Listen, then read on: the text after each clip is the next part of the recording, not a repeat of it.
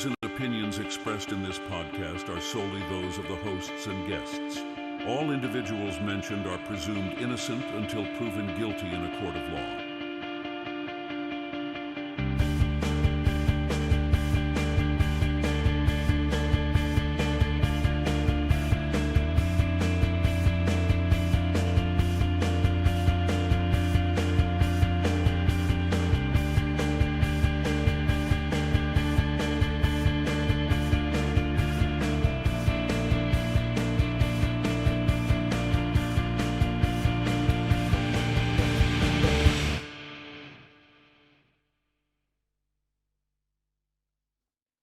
Welcome back to the channel. I am Carolyn with Moms for Justice. How are you guys tonight? I have missed you. What is today? Today is Monday, right? Monday? Yes, today is Monday. And I'm just want to quickly just say thank you to everybody that came on and saw the Stephen Webster interview. I plan to do a live just to kind of talk about what the new things I heard from him tomorrow. But tonight, I wanted to talk to you guys about something I've been thinking about. I've been thinking about Shanann Watts lately. In case anybody doesn't know, but I doubt that. Most people know who Shanann Watts is, correct? I think you guys do. So, yeah, it's been weighing heavy on my heart as a mom. And I remember her so lovingly, this woman with these two babies, Bella and Cece Watts. Just an unbelievable story that like literally rocked the entire United States. Chris Watts, her husband, murdered her. She was pregnant, and he murdered their two daughters. And the crime just was unbelievable. It really was. Chris confessed and is serving life in prison, but the spotlight did shift for some time on someone named Nichol Kessinger. Now, she was a coworker that he was secretly dating, and she says he claimed that he was separating from Shanann, this beautiful girl. And it's also important to note, this is really important, guys, if you didn't already know it, that Shanann was part of this multi-level marketing company where she was selling products on Facebook. She literally developed this huge following, mostly women her age, some older, even men were buying the product. It was called Thrive. And she was such a familiar face to so many people and had an just gigantic, monstrous following. Now, there's been controversial opinions about the way she led her life, and I'm not going to go down any road where there's any victim blaming because I don't think Shanann did anything wrong. But there are people out there that evaluated her exposure on social media and putting her kids on social media and then making her husband, Chris, get involved in that, and that she became so busy and overwhelmed that Chris says that he wasn't getting the attention and affection he felt he deserved because of it. So, but the evidence has always shown to me that she was nothing more than a loving mother. She really was. I mean, she included her whole family in this venture. And I am going to go back, not today, but I am going to go ahead and do another episode on her at some point because I want to address those things because, guys, if you remember correctly, they were living beyond their means, okay? They lived like they had way more money than they really had. And those people that were criticizing Shanann for putting everything out there are also forgetting that some mothers, they'll do anything to be able to bring some money in to support their own kids too, you know? So how do we know that she was just hustling? Because Chris, made a modest salary and she was doing well. And I know just from, doing side projects myself, that when you start being able to contribute to your husband's income, it feels great. It feels great. It feels like that you are, putting your fair share in, and you're helping to make your family have what they need, have everything they want, to give a good life to your children. So that's going to be a whole other episode that I'm going to do. But with all this thinking about Shanann, I've been thinking about Nichol Kessinger, okay? Because she is another woman that is walking free and has seemed to beat the system and every lingering suspicion that is surrounding her. Doesn't that remind you of somebody? So I would like to call Nichol Kessinger an unindicted co-conspirator, because she really is, right? I think she is. So anyway, let me give you a quick reminder on, I don't want to call her garbage, but I'm trying to be a nice person, but she really is no Shanann, that's for sure. But here she is. This is the woman that fueled the fire. This is the woman that this guy gave everything up for. A beautiful wife, 2 beautiful young girls, babies still, right? Like, how sick can you be? And I'll go into that more too. But anyway, walking free, just like Wendy Adelson. Now, if you're on here and you're not used to watching Moms for Justice, I cover the Dan Markel Wendy Adelson case, and I will not really go much into that here. But it's hard to cover that case and not to find other women that are like Wendy. And this one reminds me of her a little bit because she's walking around, and hopefully that's not the case for Wendy. But, this woman has been walking around since 2018, free as a bird. Free as a bird. And there are some rumors out there that she's in witness protection. Well, I heard recently that she really isn't, and that she's in Colorado, not far from where this whole thing occurred. You know what I mean? But, so with all my efforts in concentrating on Wendy Adelson, and justice for Dan Markel, I would like to put some effort into Nichol Kessinger for the sole purpose of justice for Shanann and these 2 girls. I mean, so I don't know. Like I said, I'm not going to go down the whole story of the Chris Watts case because that's not what this episode is about. Most people know the case. And if you want me to do a deep dive into the Chris Watts case, please comment right now below. And I will make sure that within the next week or so, I'll come on here and we'll do a deep dive into the case from start to finish. Comment below. Make sure you guys are liking this video right now. Give me a likes. Give me a thumbs up. So yeah. So what I love about this is I compiled this huge list, okay? And it's pretty damning. I think there's a lot of things about Nichol that people don't know. They don't know just how, off the hook she got with this case. She just took off and in the sunset and is not being held accountable for any of this weird stuff that I compiled. But anyway, like I said, she met him at his work, and you guys just wait. When you hear, there's way more to this. I don't know. So it's so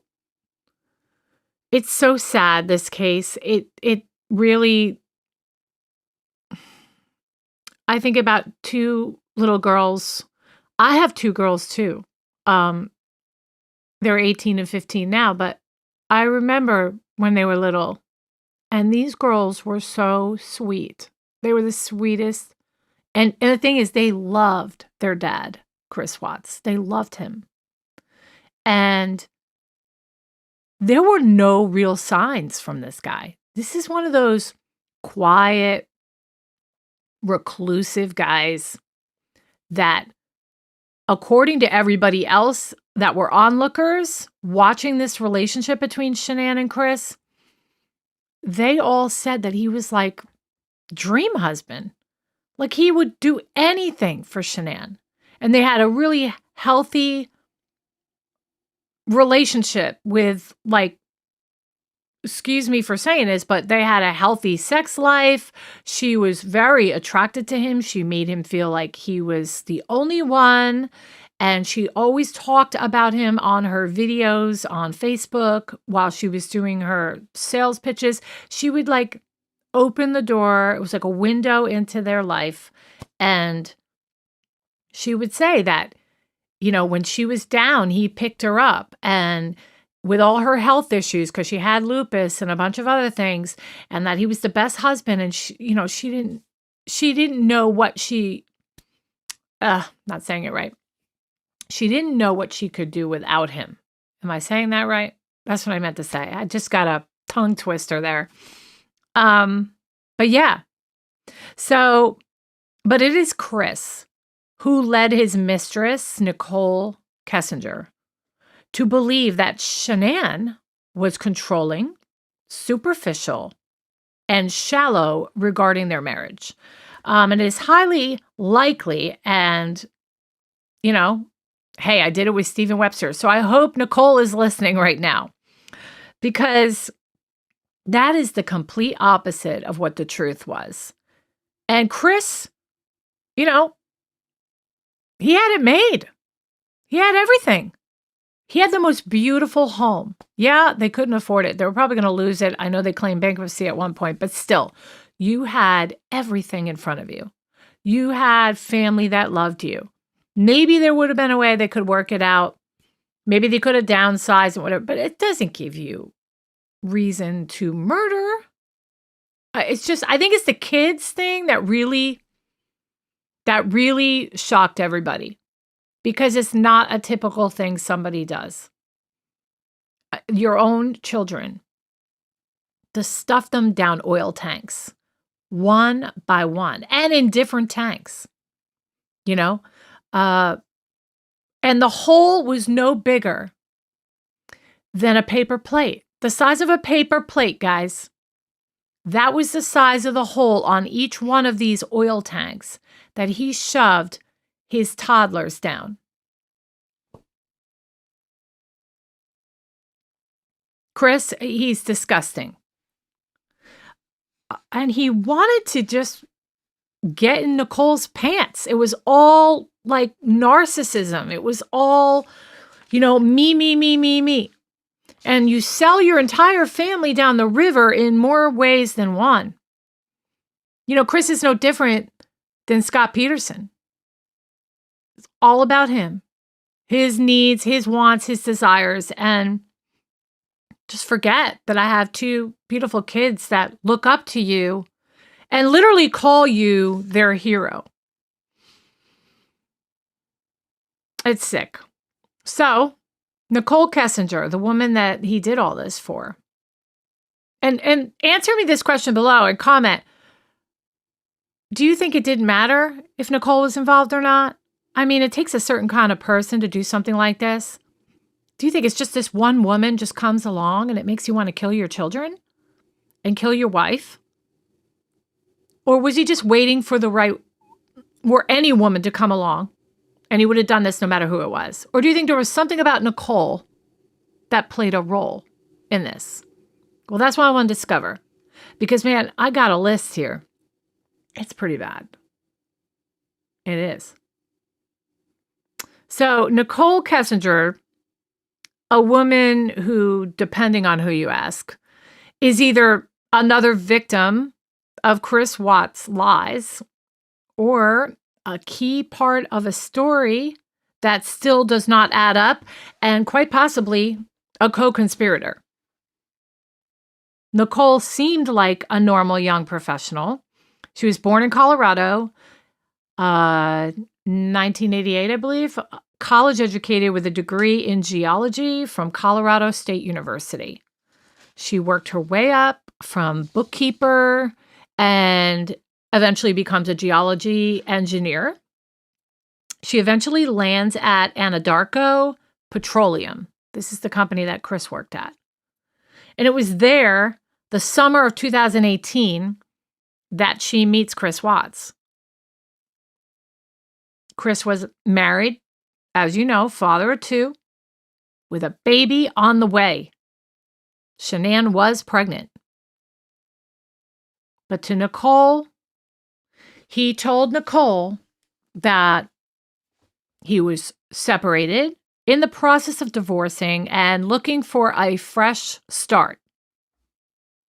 Just weeks after meeting, she began this crazy affair, believing, or at least claiming to believe, that his marriage was over. And then in August 2018, Shanann Watts and her two daughters vanish on a Monday morning, very early in the morning.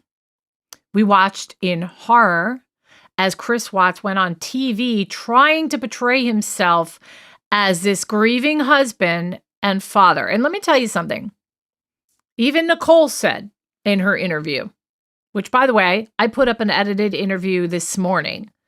Guys, I know you've probably seen a lot of the interviews, but this is different. I took what I feel is her best interview. I edited it. I did not remove anything that was important. I edited it. And I fixed the audio on this sucker. And there's things I heard I never heard before. So make sure you watch it. If I have some time, I could play some of it. And we can all hang out together and watch it together. Or do a part 2 and watch it together. I don't know. I haven't figured it out. I'm just kind of, going with the flow here. But yeah, she says in this interview that his eyes changed and that he didn't look like the Chris that she was sleeping with. That on that TV interview that we know so well, he's standing outside with his arms folded and all buff. And I just want them to come home and everything. It's just so phony. Phony. He didn't even look like he really cared. Like crocodile tears, Chris. So Nichol finally,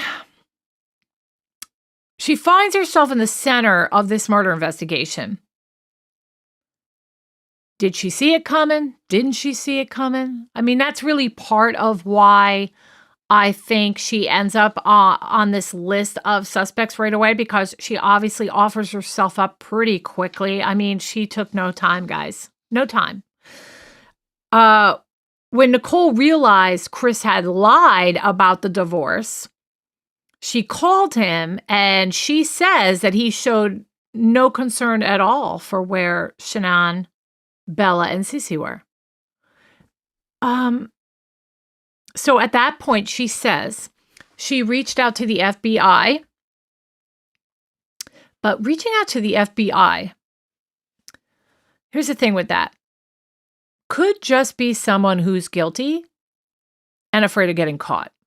Because nobody expected that Shanann's best friend, a different Nichol Atkinson, would alert police as fast as she did. I mean, if you all know this case, you know that he probably, the way he did things, he set it up by, telling the school that the kids weren't coming. He and Shanann were having problems. Everybody knew that. And he was going to say that she took off for a little while. And he did it so early in the morning and loaded her into his truck at like 5 a.m. in the morning. He didn't think anybody saw.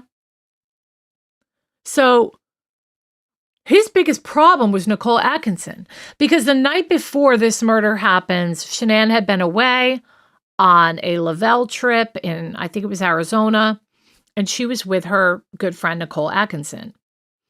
And Nichol Atkinson knew that Shanann was not feeling well with her pregnancy and that she had an appointment the very next morning following coming home from this Lavelle trip. So Nichol Atkinson wanted to check on her, and she checked on her and went up to the house. And let me tell you something, this girl's got some guts. She's not messing around, and all of us would be blessed to have a best friend like Nichol Atkinson. Because I've made jokes to my husband that there's times I'm out for long periods of time and he doesn't call and check on me. And I'm like, honey, aren't you worried I'm going to get killed? I mean, this girl was on top of things, man. She knew something wasn't right. She knew Shanann wasn't feeling well. And she showed up pretty early, when Shanann didn't answer her phone. She's trying to call her. And she goes up to the house and she looks into the window and she sees the ratty shoes that Shanann always wears right there by the door. Okay. And she knew something wasn't right. It was eerily quiet. Then she goes to the garage and she looks through the window of the garage. It had the little windows across the garage. And she sees her white Lexus sitting there. Okay. If the Lexus was in the driveway, Shanann was home, right? So she ain't messing around, this girl. She does not give a crap. And she called police right away. And that ruined everything for Chris Watts. He thought he had time. He probably thought, I got a couple days, figure out how I'm going to do this, mentally prepare. He didn't have any time. And if you believe Nichol Kessinger is involved, she had no time either.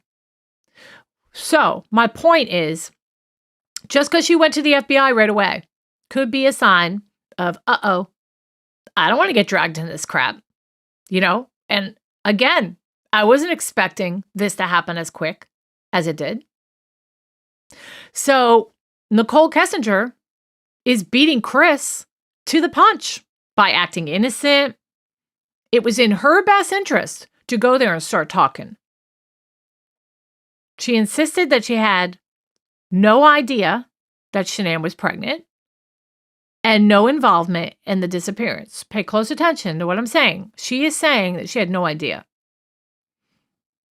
But in her interviews with police, where she had her father with her for every step of the way, Dwayne Kessinger is his name. That's another story. Things got really murky, okay, because she admitted to deleting messages that were on her phone. She admitted to searching for wedding dresses, okay? Her timeline contained inconsistencies. Her demeanor was described by many, many people as cold, arrogant, strikingly unemotional. Okay. And have you ever heard Nichol Kessinger talk? I'd rather listen to cats whining in heat than to listen to Nichol Kessinger talk. She has the most annoying voice. She sounds like this loud truck driving motor mouth. Not very feminine at all. I know that we saw pictures of her, and apparently to some men, she's some hot rod piece, but she comes off very like butchy to me. I don't know. Just over the top talking. I mean, if he didn't let's say it's true that he really felt Shanann was controlling. Well, can you imagine if he had properly left Shanann, divorced Shanann, leave his family alive, and ended up with Nichol Kessinger? Oh man, he'd be begging for Shanann back because this girl was something else. Let me tell you, she just had this, I can't even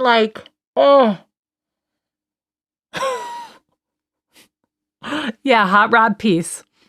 Well, she was like, ghetto blasting, skimpy wearing, just this, she was kind of foul, guys. There's something about her. I don't know. It's just really annoying. Yes, she's got vocal fry, severe vocal fry. I agree. That added to her voice. Do you guys know what that means? Because it's kind of hard to describe. I mean, I'll play her a little later and we'll listen for ourselves. But anyway, it is important to note, guys, that she was never charged, ever, and never named a suspect, but just remains a witness who's been set free. Bye-bye, we don't need you anymore. Because, the Chris Watts case is closed. He admitted everything. He's in jail. But there is scrutiny and media backlash and a lot of public suspicion around Nichol Kessinger. And it's intense. And it's grown through the years. And there are people that will not give up on looking into this girl. So, just like Wendy Adelson, I want to look into her too. And now, her background, her relationship with Chris, her involvement in the investigation, the contradictions, unanswered questions have left people completely divided. These are all things I want to look into, okay? And some people are going to be on here. Some people might watch this video after it's over and be like, why? Been there, done that. No, not why. How about for Shanann, Bella, and Cece? Justice. Just like with Dan Markel. I'm not satisfied with it being over about the Dan Markel case with just Donna being the last one. I'm not.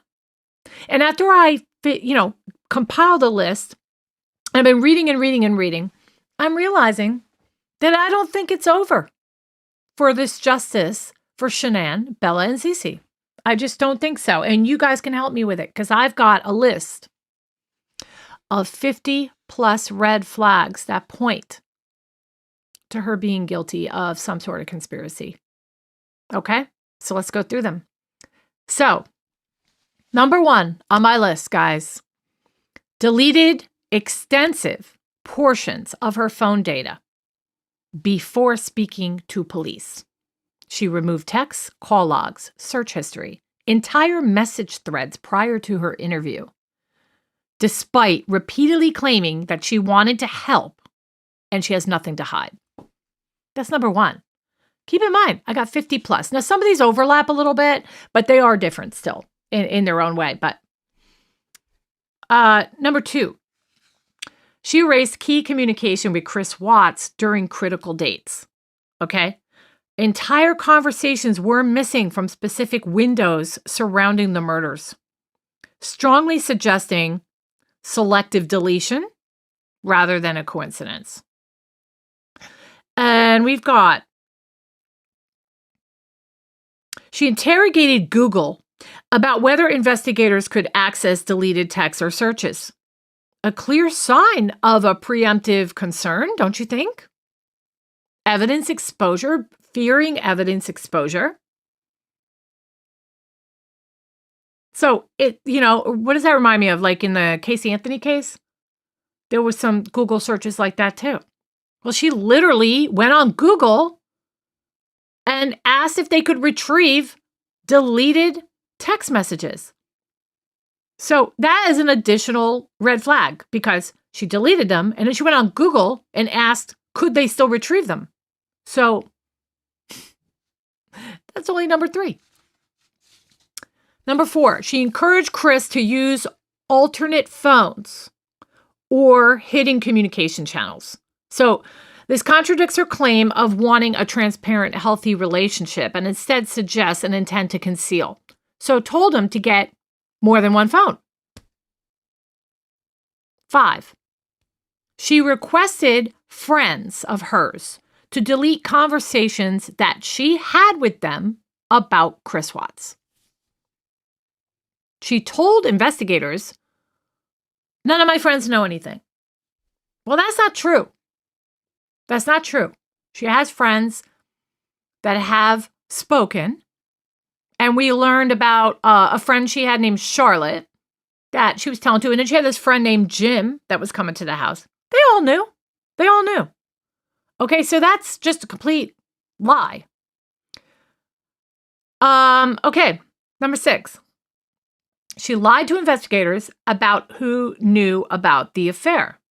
So phone evidence directly contradicts her claim that she had told no one. Clearly involved her friends. And then there was actual text messages that were retrieved that proved that she was talking about the relationship with Chris. She searched Chris Watts' name, not Shanann yet. She searched Chris Watts months before meeting him. Months. So it's like she was honing in on him. Okay, these date back August 2017. That is a whole year before the murder. This raises questions about her prior interest in Chris and maybe into the family. And there is some really skeezy, blood-sucking women out there that see a good thing going and they want it for themselves. It happens, guys. That's how evil our world can be. She conducted early searches for Shanann Watts before the affair began. Okay, so she looked up Shanann Watts in 2017 and 2018, raising questions about interest into the family again. I know that at the very least 6 months before she ever started anything with Chris Watts. That's pretty bad, guys. Pretty damning.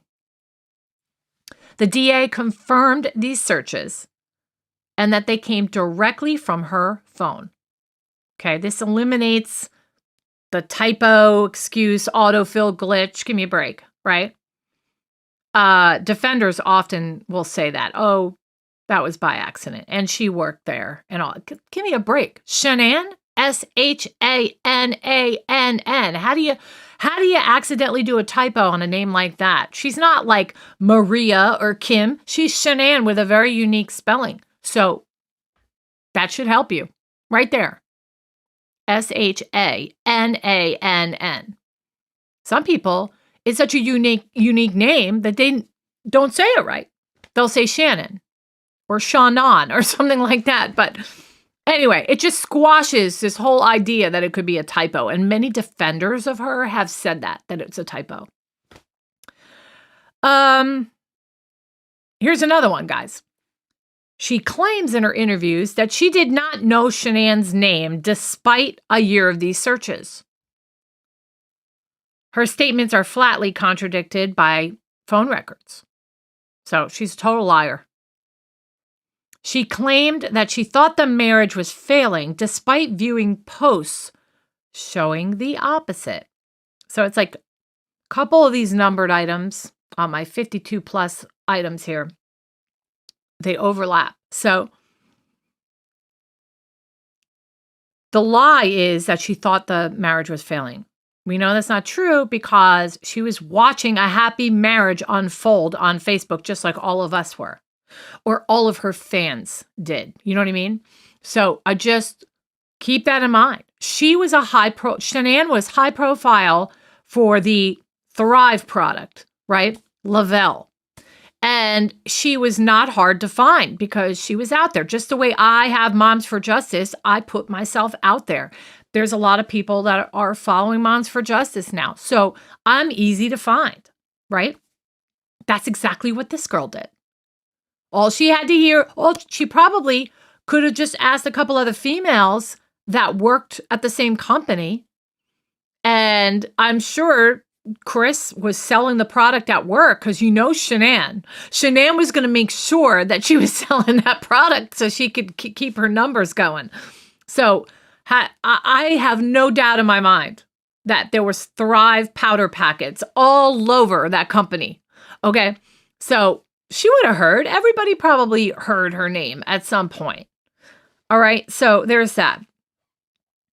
She regularly viewed Shanann's Facebook long before meeting Chris, and this was proven from her devices that she was watching. How creepy is that, guys?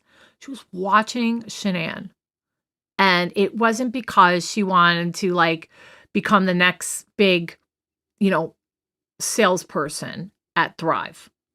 No, she was watching her to see what she was about and what she had and what I could have if I can get him away from her. That's what was going on there.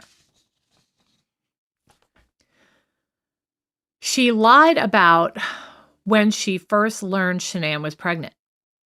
She told police she only learned through the news, but her search history and clinic inquiries show otherwise.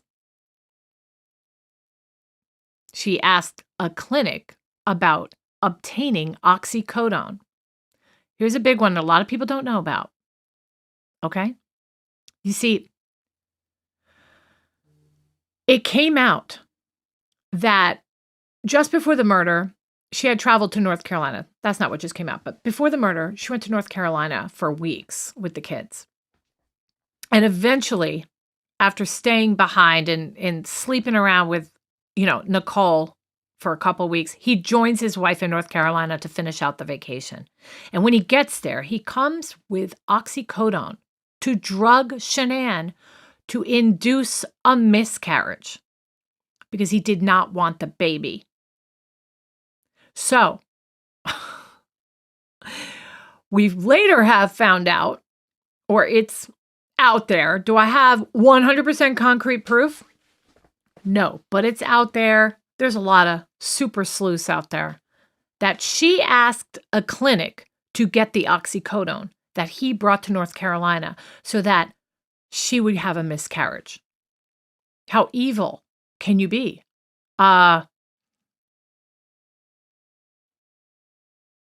What I do know is what has been officially confirmed is that her devices show that she did a Google search asking how much oxycodone causes a miscarriage.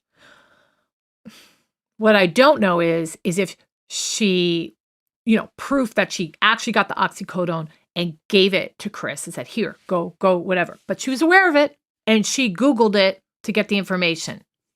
Okay? She also Googled what dose is safe of oxycodone, probably to make sure that he doesn't just give her, a regular dose that any other person would take if they were in pain. This became deeply concerning because Chris admitted to drugging Shanann on that trip to North Carolina. He did. So that kind of outed Nichol, another reason to run to the FBI and take their side, right? She claimed she met Chris in June of 2018, but again, it's a lie because she searched him a year earlier. So her timeline is simply incompatible. It really is. And it just doesn't match up to her digital history. So number 16, and I haven't been giving you my numbers here, but I'm up to 16. She pretended to encourage Chris to fix his marriage while searching for wedding dresses. She had said, go back to North Carolina on this trip and try to rekindle your relationship with Shanann. But you know what's funny, guys? There are text messages that she was sending him on a daily basis, maybe even on the hour, saying, are you with her? Well, if you wanted him to go work it out, why would you text him and make him feel guilty for being with his own wife, right? Like, why would you do that? So it's pretty sick. Pretty sick. Let me take a little break and say hello to y'all. Hi, everybody. Make sure you guys are liking this video right now. Subscribe. Share us. I would so appreciate it. Let me get a sip of my tea. We got merchandise and we also have membership if you're interested in joining. I love to see all you guys and I would love to take some questions and comments soon, but let me get a little further along here and then I will.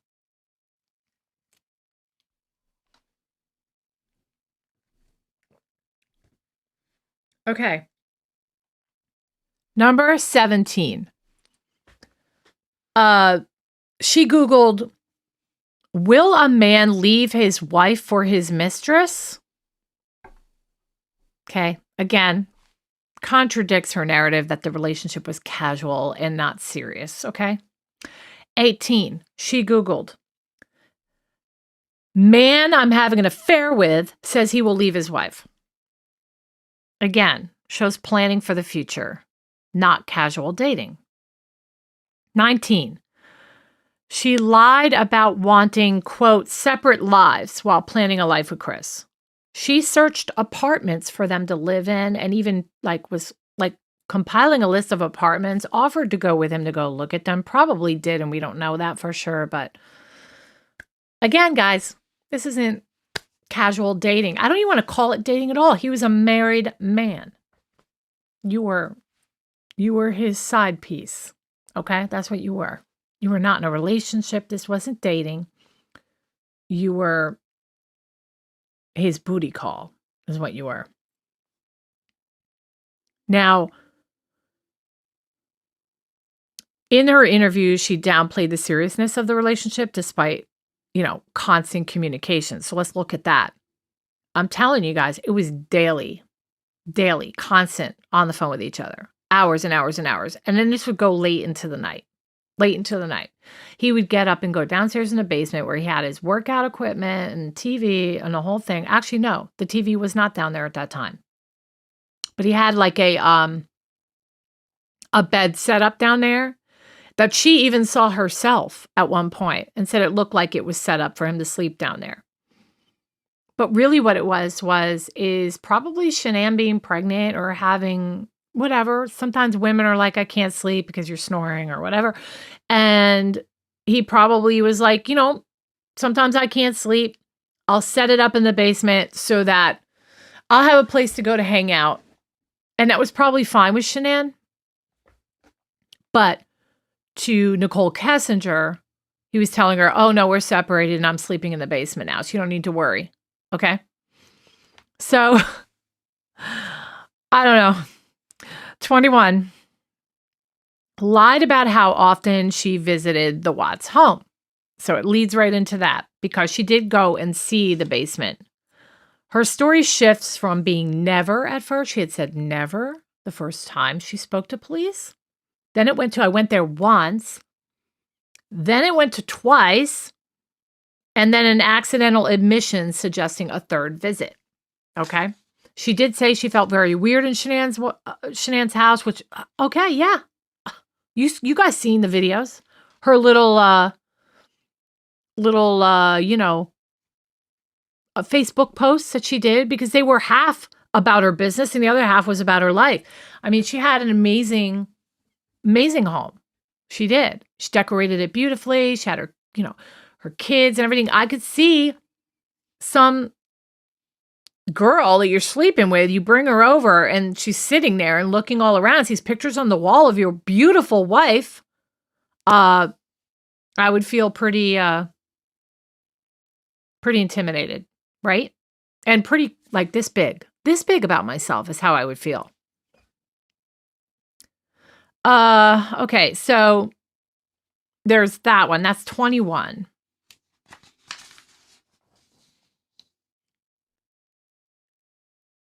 She lied about not speaking to Chris on August 14th. She claimed that she cut him off, on the phone, but digital evidence shows multiple calls that morning. Right? Crazy. Possibly listened in on a detective's call with Chris. Okay, this one was new to me. But that's because the call length matched each one, right? And the timing fits into a pattern suggesting she was monitoring the police conversations with Chris at that time. Okay? In interviews, she talks about rarely having any contact with him at all, and she just cut him off. So that's a bunch of crap, right? She lied about only being seen in public with Chris one time. Her claim that going to the Lazy Dog was the only outing, okay? And that does not align with other evidence. And let's see, phone. Okay, this is a big one, okay? A lot of people know about this, but some of you might not. Her phone pinged near the Watts home on the morning of the murder at 6:16 a.m.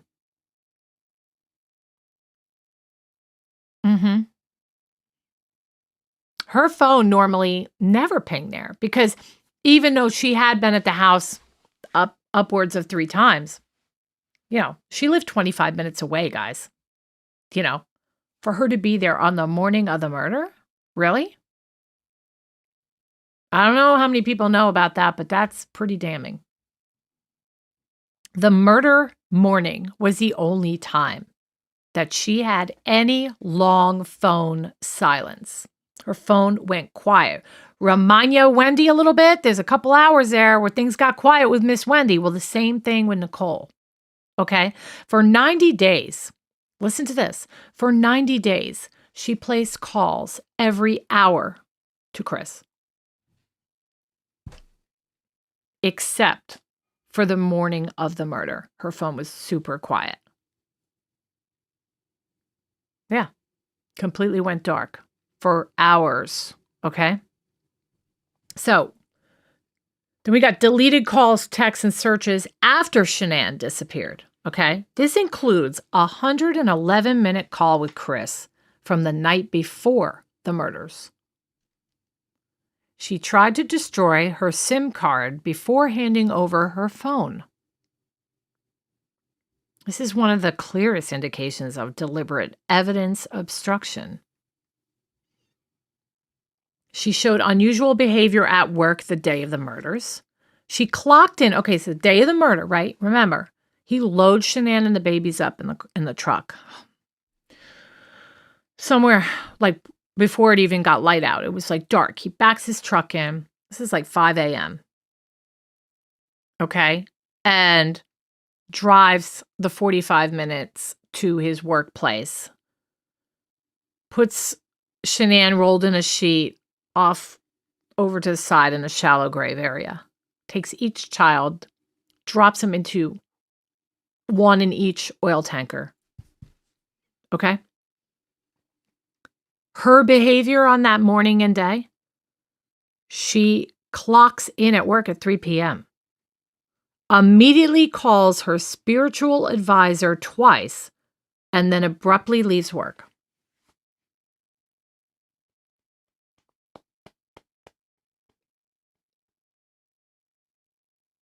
What you guys think? Yeah, sure sounds like she's there to assist Lena or Lana. I got more. I'm not done yet. She deleted the calls with Chris at 5:01 p.m. and 5:30 p.m. on the day of the murder. Both calls were erased despite being made the day the family goes missing. 31. And this is kind of an overlapping one. She listened in on the detective call through a simultaneous call to Chris. Yeah, that's a double. I'm sorry, that is a repeat. Okay, so imagine this, right? Pretty soon after the murder, a detective calls Chris on the phone. Okay? And I don't know the exact time, guys, but let's say the detective's talking to Chris, asking him questions about the murder the day after for like, let's say 50 minutes or something. When they went and looked at her records, at that exact time, her phone is in use for 50 minutes. It just sounds like maybe he, patched her into the call. Was probably listening, So a hell of a lot of circumstantial evidence here. She Googled, I want to laugh because I'm thinking about Karen Reed right now. I almost said, how's long? She Googled how long phone companies store messages after learning police were on to her. She Googled those words. So, not quite how's long to die in the cold, but how's long phone companies store messages after learning police were on to her. She searched, can cops trace text messages? And similar topics, then deleted those searches right after. She told Chris to pawn. Oh, guys, listen to this one. If you don't know this one, you need to hear it.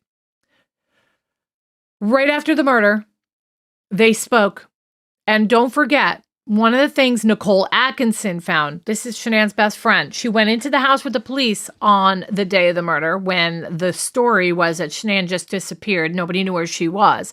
Her phone was in the house, which was unheard of because her whole, job was to be on the phone, right? She was selling products. She filmed her whole life on the phone. So Shanann not being there and her phone is there does not make any sense. But here's the other thing. They found her whole wedding bridal rings. Okay, so Chris tells Nicole Kessinger on the phone right after the murder, what am I going to do with these rings? Well, the first thing you should have said was, well, my wife is going to come back. So why would you even ask, what am I going to do with the rings, if you don't know that she's murdered? Right? But anyway, he says, what am I going to do with these rings? And you know what Nichol Kessinger said? Pawn them. She suggested to pawn it the day after Shanann disappears. It totally contradicts this claim that she never thought a murder happened. Give me a break, right?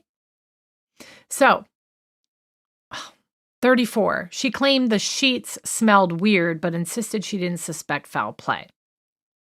Okay, so I'm not quite sure what she's talking about here. Maybe one of you Chris Watts experts can help me there. But apparently there was some sheets that she smelled, and she said they smelled weird. But she still demanded Chris prove that he was at work. She thought he was cheating on her. With who? Shanann?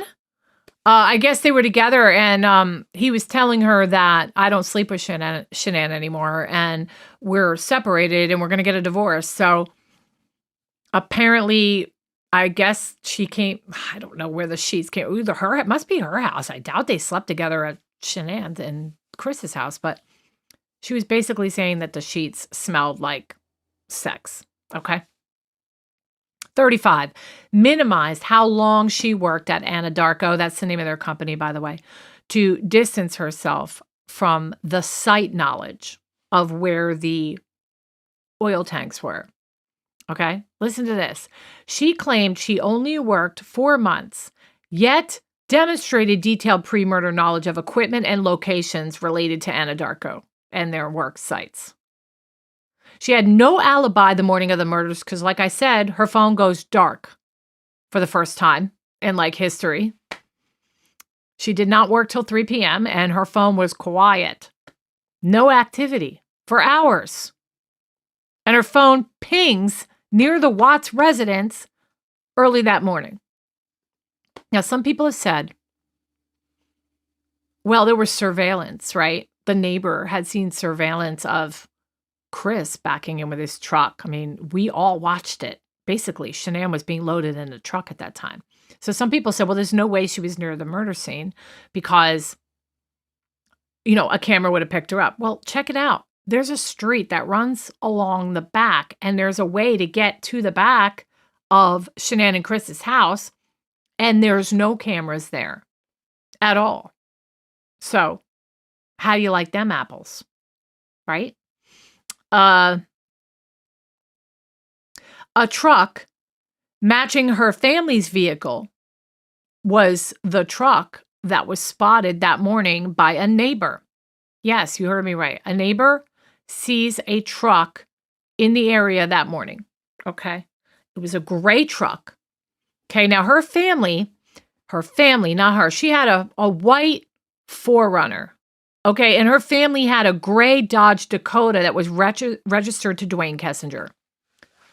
I mean, guys, she just could have taken a different car, her dad's car. A female figure on surveillance resembled her build and, her chest outline and a purse consistent with her usual appearance. She had long hair, and she was seen on a video. Okay. This one's going to make you go, all right. Engaged in escalating sexual behavior searches before any major relationship developments happened between her and Chris Watts. What do I mean by that? What I mean is she was searching how to prepare herself for anal sex. And she was also researching threesome content, clearly aligning with the whole idea of wanting to intensify the relationship, don't you think? So, is that proof of murder? No. But it's like Wendy Adelson. You put it all together and it don't look good, right? She inquired about abortion and, she was inquiring about abortions along with the drugs to induce, what drugs would induce miscarriages. So, but I wanted to add in there as number 40, she was also looking into abortion clinics, how much an abortion would cost, etc., etc. 41. Chris refused to reveal where he got the oxycodone and called it a secret when he was questioned about it. Now, why else would he call it a secret? Because we all know that in Chris Watts' interviews after the murder, he never wanted, he stated, I never want to, drag Nichol into any of this. This is my own doing. And he wanted to go out of his way to make sure that Nichol held no responsibility for that. Nobody holds her responsible for anything that he did. So it makes sense that he would say it was a secret, where he got it. Because if he's protecting Nichol and Nichol gave him the oxy, why else? Why wouldn't you just say, I bought it down the street, or I used to have a prescription of it in my, when I had my tooth pulled? Well, he got it from her. So that's why it's a secret. Otherwise, why lie about it? I wouldn't lie. I have oxycodone right now from whatever surgery I had 3 years ago. I still have oxycodone in my house. So why lie about it, right? Just saying. All right, this one really got me. Let me take a sip. I'll move my mic out of the way.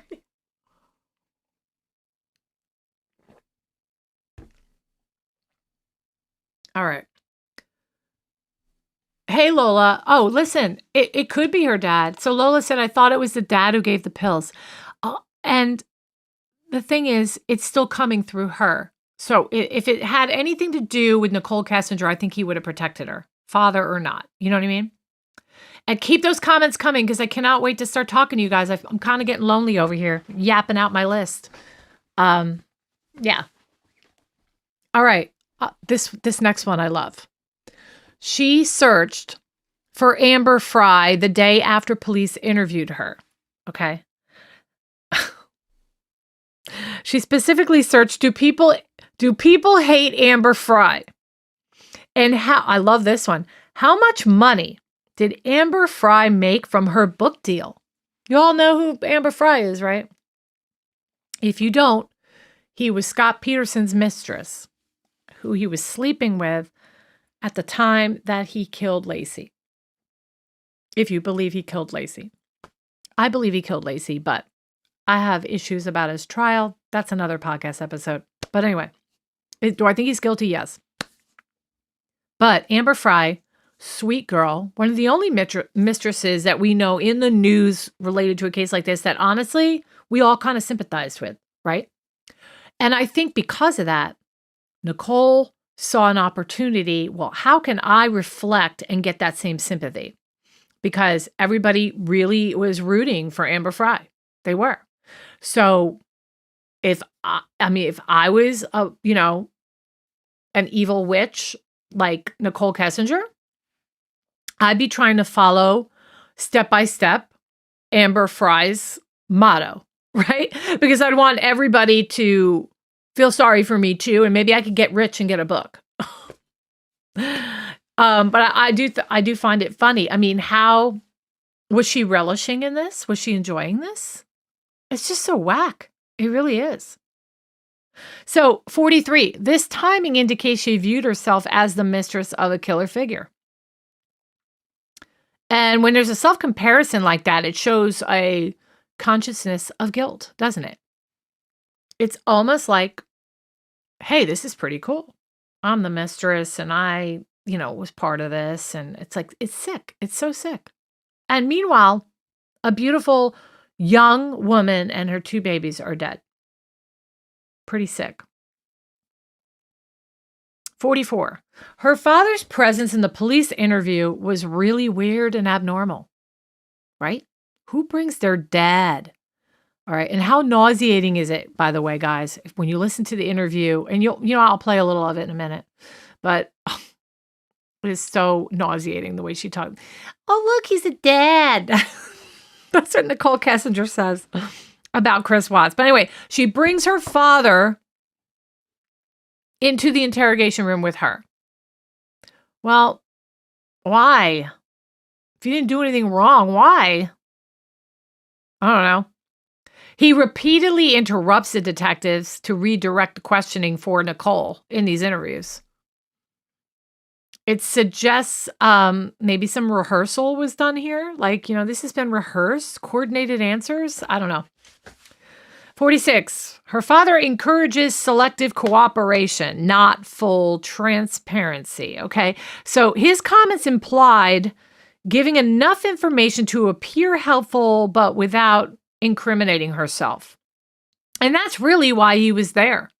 That's what he was doing. He was, now, then on the flip side, wouldn't we all want to help our kid out if we could? I don't know. I don't know what I think about it. Her father stated, quote, "If Chris confesses, this all ends." That's a concerning remark. Why does it matter? If your daughter's not involved, your daughter's not involved. Done. Period. End of story. 48. Back to the witch. Nichol expressed jealousy and resentment towards Shanann's social media presence. Clearly. She seemed irritated by her posts and her lifestyle. And this is talked about in text messages with friends of hers. I mean, she literally loathed Shanann. She really did. She pressured Chris to resolve financial ties quickly. She wanted him to sell the house and to fix things as rapidly as possible. Self-serving comment. She wanted him for herself. 50. She encouraged him to fix his home life, implying urgency before the baby arrived. Okay? It aligns with the timeline of the murders. She exhibits cold and dismissive tone regarding Shanann and the kids. In interviews, she referred to them in a very distant, unemotional language. Very rarely did this girl cry, okay? If at all. And when she does cry, a lot of people think it's phony or fake. But I know when I watch her interview, I'm like, how is she not like, I can't believe this. I can't believe this. I would be crying. I'd be like, how did this happen to me? Those poor little kids. I feel horrible. And I'm saying this, that I would say that all the while bawling my eyes out. I'd be bawling.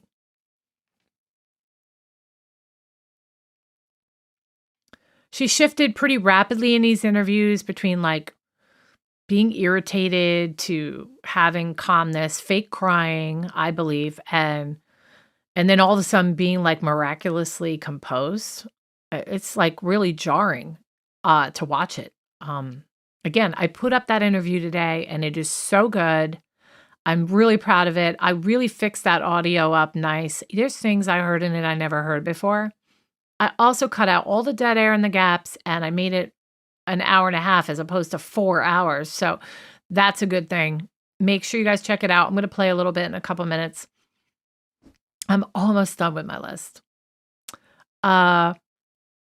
She displayed abrupt memory lapses about crucial events, but then recalls certain details, which doesn't make sense. Like, I don't remember this, but then you only remember one tiny detail that is associated with the memory lapse thing. Selective amnesia is what it's called, guys. You guys heard of selective amnesia, right? She later remembered key info only after seeing news coverage. Okay, so again, that's being selective, right? You're not willing to be the first one to talk, and you're going to wait and see and sit back and see what comes out and then go, oh, yes, I knew about that. Yes, I do remember that. She contradicted her written statement with her verbal interviews. They found lots of inconsistencies in that. Different accounts are being provided between the written and the video. She was hyper-focused on keeping her name out of the media, of course. Like, who wants to be associated with 2 babies being crammed down oil tankers? She presented herself as a victim and even a hero at times. She attempts to portray herself as heartbroken, blindsided, as this, girlfriend that is just like had no idea but simultaneously offering help, trying to be helpful to the police. Like, I'm so helpful. You're lucky. She had this attitude and arrogance, like, I'm here. I don't want to be here, but I'm here because I'm doing my duty and helping you out. Meanwhile, she might very well have been involved in the planning of this, guys. She searched for, my final thing I want to say is, long after these murders were over and long after he was caught, she obsessively searched. Now, can I falter that? Her name is part of it. So that might be the one thing that I can understand, because if I was connected to something like that, my life was destroyed like hers is, because it is destroyed just by association with this guy. I'd probably be searching too. But I don't feel bad saying that. I would if I thought she was innocent. But I don't. What do you guys think? Did you hear everything I said? Does that sound like somebody who really didn't know? Okay, and this is just a tip of the iceberg. It really is. Just the tip of the iceberg. Yeah. She claimed the marriage was mutually over, that he was telling her that Shanann was the one who wanted the divorce. Okay?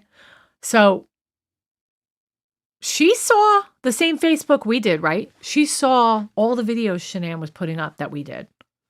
There is not one hint, one speck of anything in any of her videos that make me think that there's something going wrong with that marriage. There are people out there that have nitpicked her videos apart and victim shamed her, pretty much, which is disgusting. There's this one video where they're playing this, that huge chess game that you can but you go on vacation and it's like huge chess pieces the size of a human. And you could be on like a beach resort somewhere and and you can play chess and it's right there on the ground. There's like a video out there of them playing this chess and people were like pulling it apart. Like, look at him. She's not even paying attention. All she cares about is her videos and whatever. Look, she's not here anymore, guys. She's not here anymore. And she can't defend herself. So I think she emotionally helped manipulate Chris before these murders and encourage them. I think she could have even assisted in the planning of them. I mean, if you can go ahead and get oxycodone, if that is true, and start looking at apartments for him, you're picking out a wedding dress. I have no doubt in my mind that it's possible that she helped plan the murders. I feel confident that she's present the morning of the murder.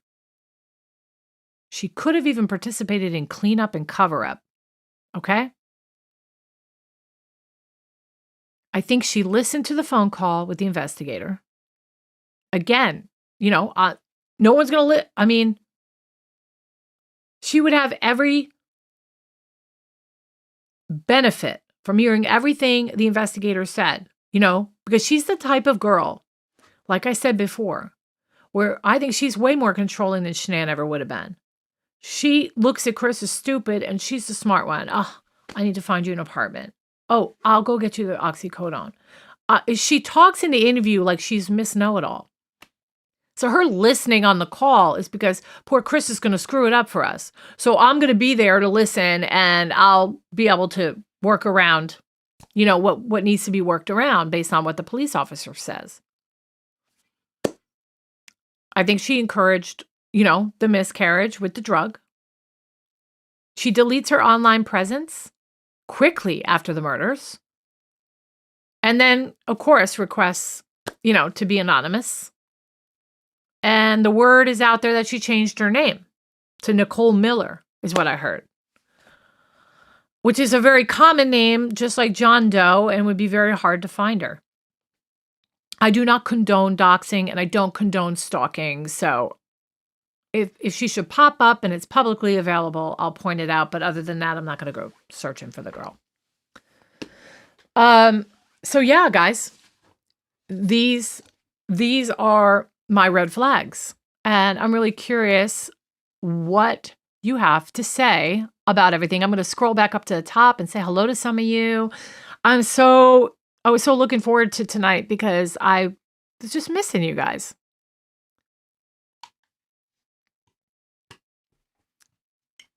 Let's see what we got.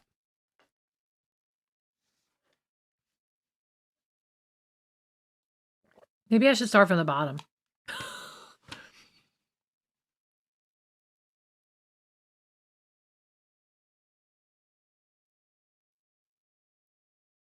Lana says, you've convinced me. I didn't know any of this. Yeah, I mean, read about it. Look into it. These things are all there that I found. All right, so everybody send your comments to me now and your questions now, and it could be on anything. I don't care.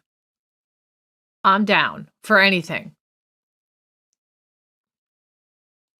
Alita, hello, welcome. I felt so sad for her the last time she was on camera, pregnant, carrying luggage. It was just so sad. Yeah, coming home from that trip from Arizona, walking up to her. She actually walked up to her front door. This is the night before or the night of. She almost had a little bit of a pep in her step, like she was so excited to see Chris and the kids. You could see there was like this little kind of a skip hop coming up the steps to go home. And only a few hours later, and then he has sex with her. They have sex first as husband and wife, and then he murders her right after the sex. Right after. And, we all know now what happened. His daughters knew something was wrong. They walked in, asked what was wrong with mommy. Then he loads her in the back of the truck with the two kids, and Shanann is on the floorboard where their feet are in the back of this truck. And they said, is mommy okay? Yeah, mommy will be okay. That's what he said. And these kids with their blankies, probably their pacifiers, whatever, are sitting in the back of this truck for 45 minutes waiting for their death and didn't know it. When it comes to kids, I have absolutely no patience. I don't. And I love the Lord. I'm a Christian, and that's really hard for me to say. We're supposed to forgive all people. You know what I mean? And I believe in forgiveness. But as a rough one, that's really rough.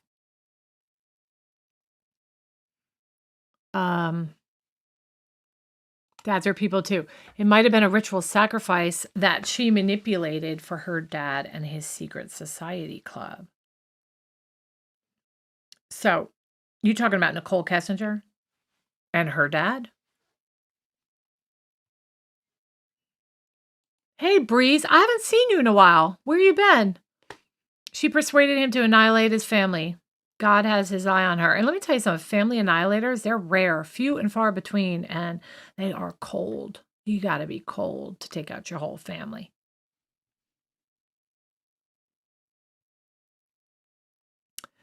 Do you think Chris's wife knew of Chris's affair? Hi, keep smiling.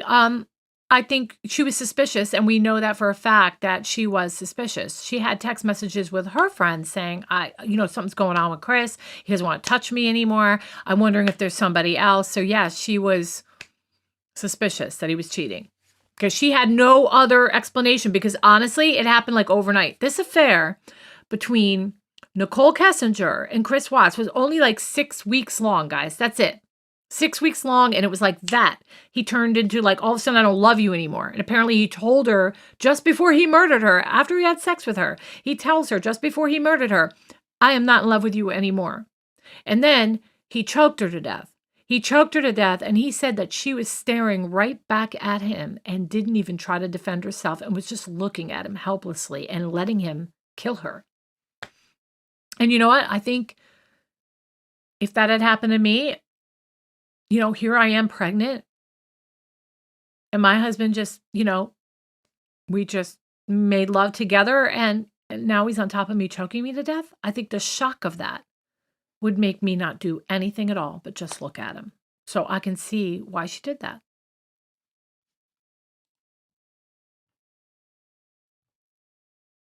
Hey, Genevieve. Welcome to the channel, girl. In the interview with her and her father, We can clearly see that her father has power. Remember when he said to the police, don't go there? Yeah, I do remember that. And yeah, the guy's weird. He's so weird.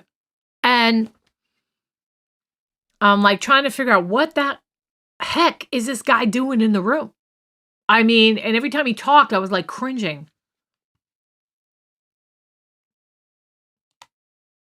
Hi, Josie. How are you? Those little girls were so precious. And I felt like I knew them from all the videos of them. And it still breaks my heart.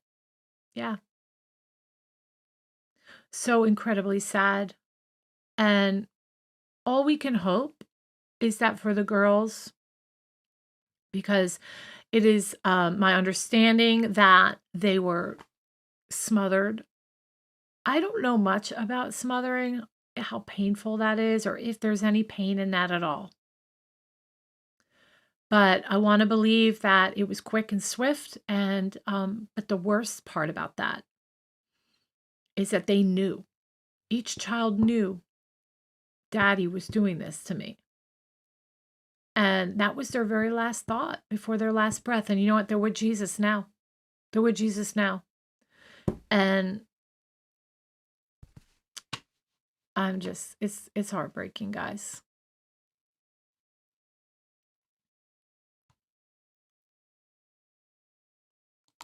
Hey, Bree, how are you tonight? I get sick to my stomach just thinking about it.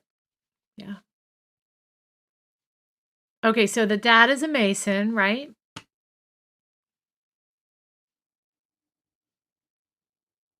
Chris was disgusted by Shanann at the end. Okay, so why? I mean, Shanann is gorgeous. I don't know why he was disgusted with her. I'm assuming, if you know the story, that maybe it's because she had yelled in North Carolina. She got into a big fight with his family. His family never liked Shanann. Shanann's side of things were that they never approved of her from the very beginning. Apparently wouldn't even go to their wedding. Okay, but eventually they had the babies. And Cece, the youngest, had a very bad allergy to, I think, pine nuts. And it you know, these kids with allergies where you need to carry an EpiPen around with you, yeah, that's a bad allergy. That's severe. It's like, you know, life or death situations if you're walking around and you have to have an EpiPen, which, by the way, the EpiPen was left behind in her purse the day she disappeared. So my point to that was, I hope I didn't lose my train of thought, but oh, I didn't. So in North Carolina, before Chris joined her in North Carolina, she vacationed a little bit and was going back and forth. And she went to a birthday party for a child that Chris Watts' mother was having for another child or a cousin. And there was ice cream or dessert that had nuts in it that Cece was allergic to. And, you know, Shanann went postal on the mother and basically said, how dare you, you know, endanger my child's life, your granddaughter's life. And not only that, but like, you know, it makes other kids feel bad when they, you know, when they can't have something that everybody else could. So it's that too. But she was like, you're never going to see them. You're never going to see Chris again. And it was really ugly. And she took the kids and left. So by the time Chris Watts got down there, he could feel that something was wrong and that the parents were treating him weird. And he didn't even know yet what had happened. And nobody told him. Like, Shanann didn't say, oh, by the way, before you got here, I got in a big fight with your mom. No. Okay. And then the family never told him until the very last day. And he was like, what's going on? And they were like, yeah. She said, you know, she's gotten this big fight. And she was mad that I served whatever it was with nuts in it. So if you mean that he was disgusted with her, because I do think that it was a source of contention that Shanann did not get along with his family. And it was getting to be too much for Chris, because Chris was a pansy and he had no backbone, and he wasn't a real man. He didn't really stand up for anything. He was too scared to talk, too scared to stand up. I mean, heck, you know, there's nothing wrong with Shanann being wrong about something. She's not perfect. You know what I mean? There were probably many times that Chris should have went to Shanann and said, hey, can you get off your phone? You're on your phone a little too much. I mean, that would have been okay. You know what I mean? I've had my husband say to me, oh, you're working on Moms for Justice too much. Okay. It happens. It happens. But he never did any of that. So how is Shanann supposed to know? He basically said, yes, okay, honey, yes, honey, all the time to her. And it just, created an atmosphere. How's Shanann supposed to know? He never told her he was upset with her. He never told her that, hey, this marriage might not work out because these are the things that bother me. I don't know. He told Nichol Kessinger that every time I try to talk to my wife, she shuts me down. We don't know the truth. All we know now is that a mom and 2 babies are dead. They're not here with us anymore. And because of what he did to his family, I don't care what Shanann was wrong about. I don't care, right? Why should we care? She did not deserve this. You should have divorced her then. Let her move on and find somebody else. That's my take on it. Yes, Richard, he was a total wimp. I was sick of her always posting the imaginary stuff, and she gets pregnant again, and he was not in favor of that. I had heard from somewhere that he wanted a boy, and that he, at one point before the affair started, actually encouraged Shanann. Well, not encouraged, because it takes a guy to get you pregnant, but they spoke about getting pregnant because he wanted a boy. So, I mean, but what happened was he starts sleeping around with Nichol Kessinger, and then around that same time, she gets pregnant. She did, but then you divorce her and let your children live, right? She had them in a lot of debt. She did. But how do we know that she wasn't spending over the top amount of time on Facebook pushing the Lavelle products because she knew that and wanted to get them out of debt? And, there's times that we have to break our butt and work really hard. And we do that not just for selfish reasons. We do it for our children. We do it so that we can have nice things or even just have food on the table. And maybe they were suffering so bad that she was working like triple time. Okay. And he's complaining about it. I don't know. We don't know the whole story, guys, because she's dead. And he killed her in the most grotesque, just worst way possible.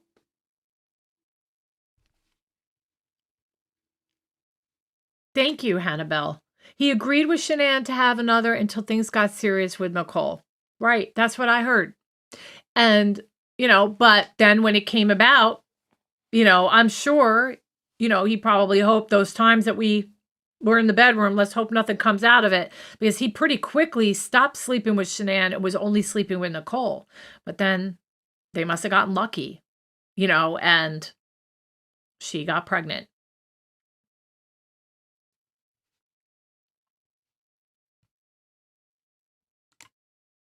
He said on camera when she trapped him on camera, getting his reaction to the pregnancy test, he said, you always get what you want. I know he did. So, you guys didn't answer me about, do you guys want me to do a deep dive pretty soon on this case again? Also, I have another thing in the works. I'm getting together all of Shanann's Facebook videos that she ever did and putting it all in one compilation. So I'm thinking about doing that. Because you know what? A lot of times I use materials on this show to use for the show for you guys. And then I end up making it anyway to show you. So I'm making it and I'm like, all right, I'll put that up. But I thought that would be really cool. So her edited interview interrogation is up right now this morning. It is so good. The audio is so good. And I was able to keep all the important things in there and whittle it down from like 3.5 hours to 1.5 hours. So I strongly suggest you check it out. I could also come back on a part 2 this week and we could watch it together and we can do some commentary. I thought that would be really cool. Did you guys subscribe to Moms for Justice? I so appreciate you guys. I love my viewers. I love y'all. And I really enjoy the community aspect of this channel and love hearing like, the different cases you want me to do. I am known for the Markel Adelson case, but I do other ones, and this is definitely one that is, whoo, it's hard to go back to it. And then you need breaks from this case because it is so heartbreaking. It really is so heartbreaking. All right, guys. Oh, somebody who thinks she's hot. Nichol Kessinger is very attractive, but man, she's hot, but a psycho. Yeah, but she's kind of got this like, I don't know, trashy thing about her. Don't you think? Something trashy about her. I mean, there are guys that'll say that and they're like, okay, just for a one night stand, I'd be down. But that's because she's trashy, I think.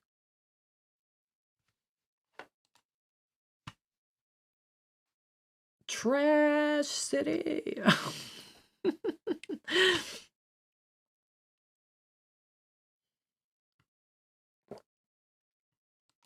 Anybody got anything else? Any questions? Anything else you want to talk about? Yeah, she is trashy, man. Let me pull up this one picture of her. It's trashy. And the way she talked, like I was going to play, but you know what? I'll do it. Do you guys want to do a part 2? Maybe, what's today, Monday? You want to come on tomorrow night for an hour and we'll listen to some? Let me know what you guys think.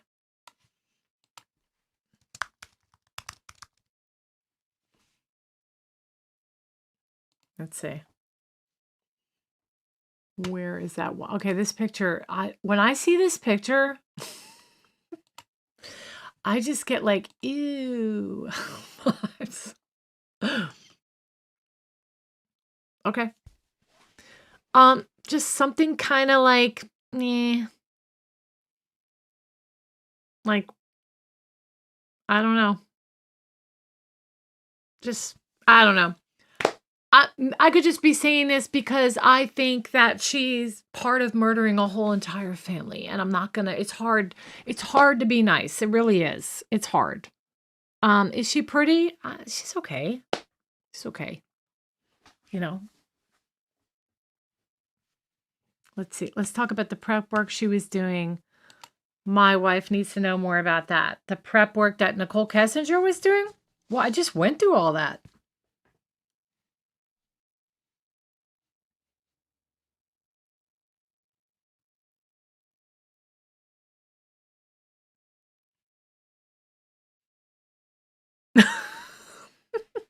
I love your comments, guys. You're so funny.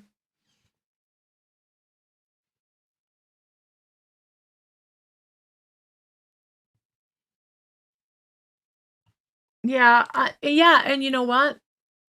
Some of the most beautiful people in the world are beautiful because of who they are. And I'm not saying that those people can't be physically beautiful before you meet them, but like, I've seen people that I've met that are absolutely beautiful when you first see them, and then they become so ugly when you see their personality, and that they have like no soul, no empathy for anybody. It's just, I don't know. It's amazing. And somebody that when you first see them across the room, you might not be naturally attracted to them.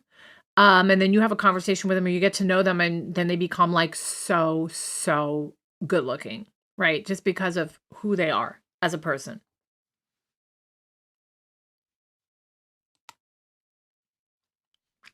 So there's a book out about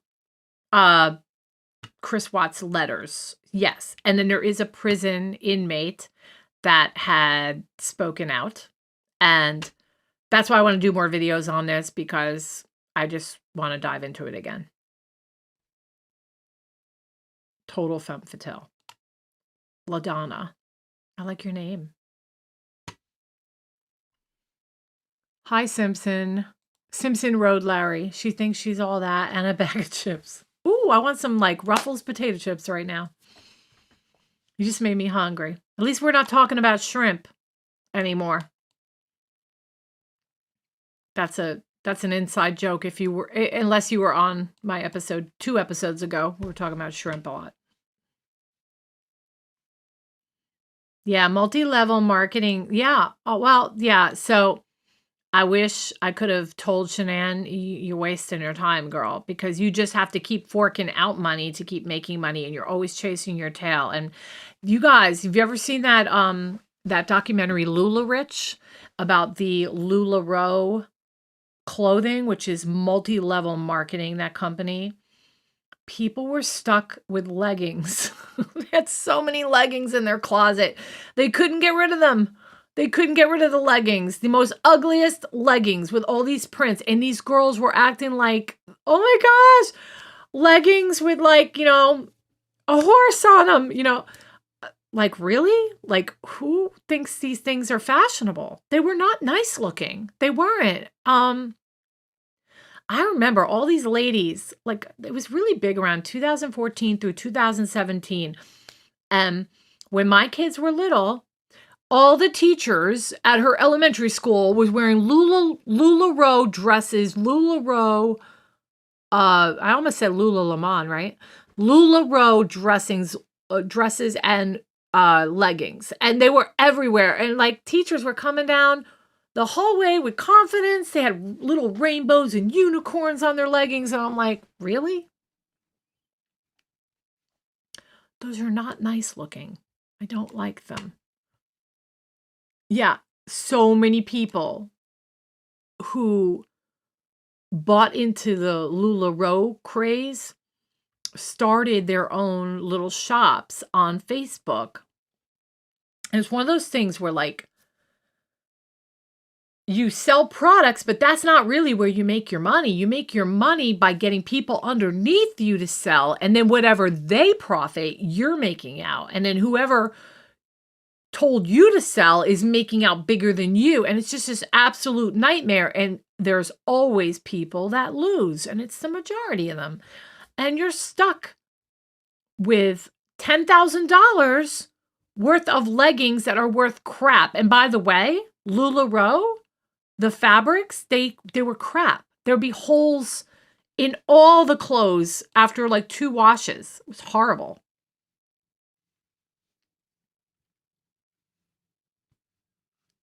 Yeah, like the dumbest stuff would be on these leggings. I know nobody cares about the Lula stuff probably, but it's a good movie. Go watch it. You would think it wouldn't be. I'm not gonna watch that. Even a guy, like I got my husband to watch it, and he's like a man's man. Let me tell you, he's like nothing feminine at all about my husband, and he watched that show or movie on Netflix, and he was hooked. He was like, "Look at these broads buying into this stuff." Like, I was like, I know. And he goes, they're not even nice looking, these leggings. And I'm like, no. They didn't even fit nice. Like, no, Lululemon fit good, right? Lululemons fit amazing, but not the LuLaRoe leggings. They don't make your butt look good at all, ladies. Oh, man. All right, anything else? I don't want to hang up yet if you guys got something else. Yeah, Amber Turd's another one. Amber Turd, Wendy Adelson, Nicole Kessinger, Denise Williams. There's a bunch out there that just, not good. Moms are, I'm a pyramid scheme. There's nobody above me or below me, I promise you. I think maybe you meant to write MLM, multi-level, because I thought you were talking about my podcast, Rochelle. I'm sure you didn't mean to write that. Moms is a pyramid scheme.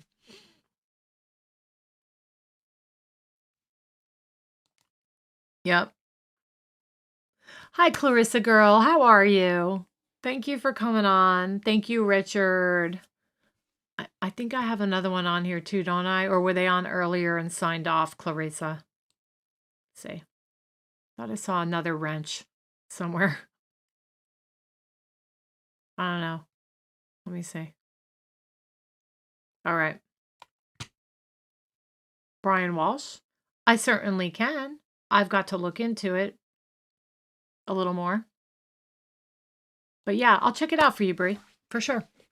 All right. So nobody answered me about doing a live commentary on Nichol Kessinger's interrogation. I always get those confused because Wendy's an interview and Nichol is really, I guess she's an interview too.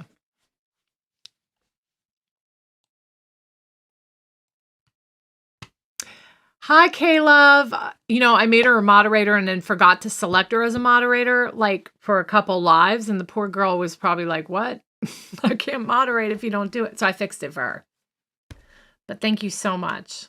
I so appreciate it. Don't forget to join our membership if you're interested. But more importantly is to like this video, subscribe, and share it. And yeah. That's pretty much it for tonight. I don't see any other questions here. I am probably going to go and just relax, but I really enjoyed my time with you tonight. So thank you so much for joining us. I love you all. I'll see you next time. Bye. The views and opinions expressed in this podcast are solely those of the hosts and guests. All individuals mentioned are presumed innocent until proven guilty in a court of law.